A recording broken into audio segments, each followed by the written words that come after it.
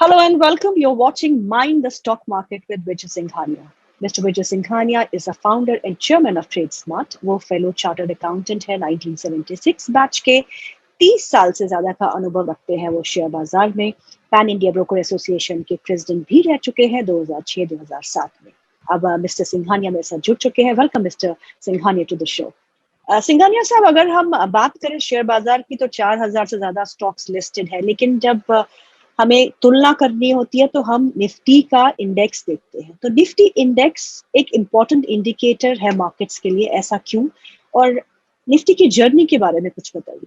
मैं बताता हूँ आपको। देखिए ये बड़ा इंटरेस्टिंग है, इसको समझिए। निफ्टी 1994 में I think it was November 94 started with 1000, ठीक है। लेकिन काफी लंबे समय तक ये करीब 6 साल तक ये 1300 और 1400 के आसपास रहा, केवल 30%। यानी कि आप ये समझिए कि अप टू 2001 ये निफ्टी 1300-1400 के आसपास रहा, जबकि 2001 में जो डॉट कॉम बबल आया तो उस टाइम में जो डॉट कॉम के जो शेयर थे वो 300-400 गुना बढ़ गए थे। लेकिन अब ये देखिए ये शेयर्स कुछ को छोड़ करके, जैसे जो टॉप लाइन शेयर्स थे आईटी के, इन्फोसिस, विप्रो, सत्यम, इन सबको छोड़ करके कोई भी इस तरह के डॉट कॉम में शेयर शामिल नहीं थे, इंडेक्स में शामिल नहीं थे, निफ्टी में शामिल नहीं थे। इसका मतलब उन्होंने उनका जो पैरामीटर है निफ्टी में शेयर लेने का वो बहुत ही एक तरह से रैशनल था और बहुत सोच समझ के था एनालिसिस के बाद में। उसकी वजह ये रही कि निफ्टी में जो इंक्रीज हुआ वो हुआ 30%, लेकिन जो डॉट कॉम के पर्टिकुलर सेक्टर के शेयर थे वो 300-400%। अगर किसी ने उस टाइम इस चीज का ध्यान दिया होता तो उसने उस चीज का ध्यान दे करके ही डॉट कॉम के शेयर में इन्वेस्ट नहीं किया, क्योंकि उसको खुद लग जाता है कि भाई जो ये हमारा मेन जो एक तरह से पैरामीटर है स्टॉक मार्केट का, निफ्टी या बीएसई सेंसेक्स, वो तो इतना नहीं बढ़ रहा है, ये शेयर इतने कैसे बढ़ रहा है, इसका देयर इज समथिंग रॉन्ग, उनको नहीं इन्वेस्ट करना चाहिए। तो वो एक्चुअली एक रहा। उसके बाद में क्या रहा कि फिर मैं आपको बतलाऊंगा वॉल्यूम से कंपेयर करते हुए। अभी मैंने ये बता रहा हूं मैं आपको कि हम 2009 से 2021 का कंपेयर कर रहे हैं, क्योंकि क्या हुआ 2001 तक का खत्म हुआ, उसके बाद में बहुत सारे डेवलपमेंट्स हुए, डेरिवेटिव मार्केट आया और उसके बाद में फिर मार्केट जब हमेशा जब बड़ी गिरावट आती है तो उसके बाद में बड़ी तेजी भी आती है। तो अपने मार्केट में 2002 के बाद में 2007 तक बहुत अच्छी तेजी आई। अब उसमें क्या हुआ, लेकिन अब उसके बाद में 2008 में बड़ी गिरावट आई और देन सब प्राइम क्राइसिस आई। तो उन सबको हम निकाल दें तो मैं कंपेयर करूंगा 2009 से। तो 2009 तक मार्केट स्टेबलाइज हो गया था, अपने इलेक्शन भी हो गए थे, कांग्रेस आ गई और आने के बाद में फिर मार्केट स्टेबलाइज हो गया था। तो उसमें क्या हुआ, ये बहुत इंटरेस्टिंग है, आप समझिए। 2009 से मैं दिसंबर 2021 को कंपेयर कर रहा हूँ, 2009 पूरे साल की फिगर से 2021 की साल की फिगर को कर, उसमें निफ्टी बढ़ा 5201 से 17354, 17,354। That is the rise of 234%, ठीक है। लेकिन जो बीएससी एनएससी का जो वॉल्यूम था वो 50.83 लाख करोड़ से केवल 186.09 लाख करोड़ बढ़ा। That is 266%। राइट। तो अब इसका सीधा सा मतलब ये है कि जो ये वॉल्यूम बढ़ा तो it was mainly because of the price action, right, not because of the participation. और ये हम लोग रोज देख रहे हैं कि इक्विटी में जो पार्टिसिपेशन है वो उतना नहीं बढ़ रहा है। हालांकि लोग कहते हैं 9 करोड़ डीमैट अकाउंट खुल गए, ये हो गए, लेकिन उसमें जो ट्रेडर ज्यादा हैं और उसको होल्ड करके पोर्टफोलियो बनाने वाले लोग कम हैं। मैं आगे भी इसके बारे में बताऊंगा। वॉल्यूम निफ्टी फ्यूचर और बैंक निफ्टी फ्यूचर में भी केवल 121% बढ़ा, जबकि इंडेक्स इतना बढ़ गया। हाँ, स्टॉक फ्यूचर जो है वो जरूर 46.8 लाख करोड़ से 212 लाख करोड़ हुआ, जो कि करीब 353% है, लेकिन ये मेनली बढ़ा because of the participation by the foreign institution. Foreign institutions ने स्टॉक और डीआईआई को भी अलाउ, क्योंकि आर्बिट्राज फंड्स उन्होंने लॉन्च करना शुरू कर दिया। तो डीआईआई करते हैं कि भाई कैश में बाई कर लेते हैं और फ्यूचर में वो सेव करके रख देते हैं, और एवरी मंथ वो फ्यूचर को रोल ओवर करते रहते हैं। तो उनका कैश का वॉल्यूम नहीं बढ़ता, बट वॉल्यूम बढ़ता है फ्यूचर का, क्योंकि फ्यूचर में उनको रोल ओवर करना पड़ता है। तो ये एक्चुअली ये एक बड़ी इंपॉर्टेंट चीज है।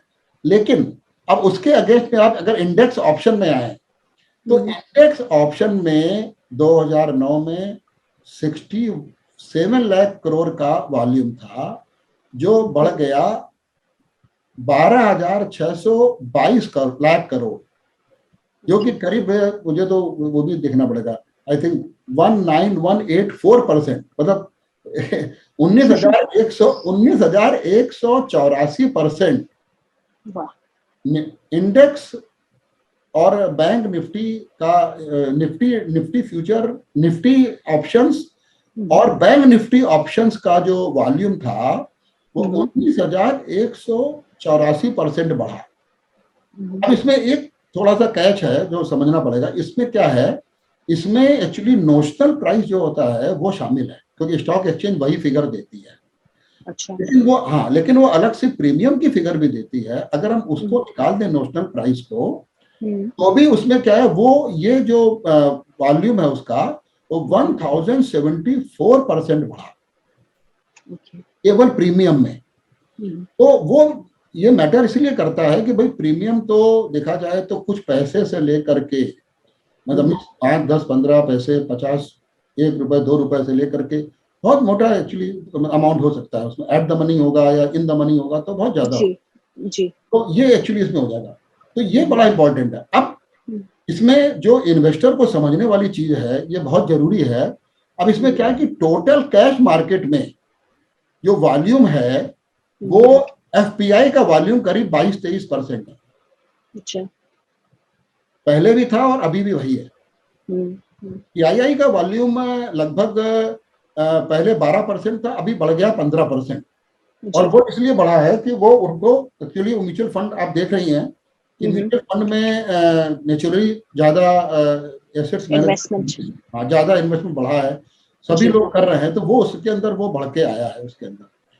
और ये तो एक बात हुई कि इंस्टीट्यूशनल वॉल्यूम जो है, ये इन दोनों को जोड़ दें तो 34% के आसपास, 34% 2009 में था, अभी ये 2021 में ये 38% है। यानी टोटल बीएससी और एनएससी का जो कैश का जो टोटल वॉल्यूम होता है उसका 38% केवल इंस्टीट्यूशनल का ही होता है। अब बाकी जो बचा उसमें प्रॉप का भी होता है और उसके अंदर रिटेल का भी होता है।